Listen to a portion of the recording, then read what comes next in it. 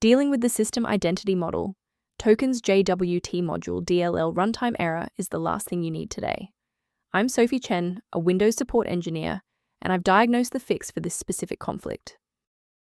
Before diving into the manual fix for System Identity Model Tokens JWT module, note the official maintenance resource linked below for system synchronization.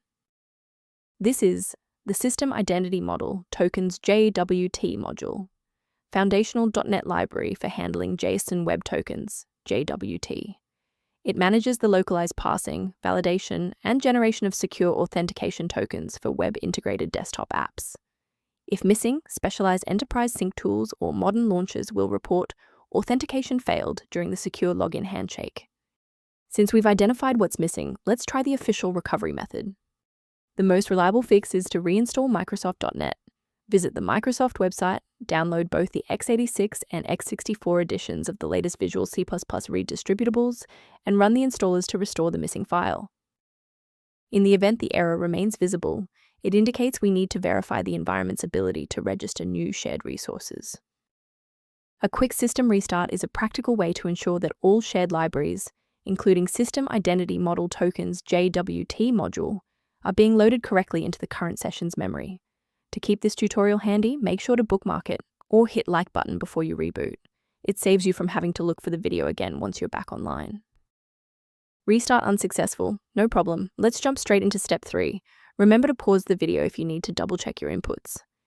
Since that library file is still unresponsive after the restart, we'll run a repair on the coding environment. First, go to Control Panel, then select Programs and Features. Second, find every Microsoft Visual C++ read distributable, 2005 through 2022. Third, right-click each and select Change, then select Repair. If that fails, download the latest all-in-one VC++ read distributable package from Microsoft's website.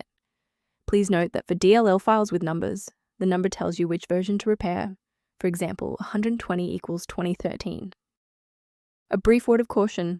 Not all solutions found online adhere to professional security standards. Using an incorrect or unverified version of System Identity Model Tokens JWT module DLL can trigger a domino effect within your runtime environment, causing unrelated professional applications to fail without warning.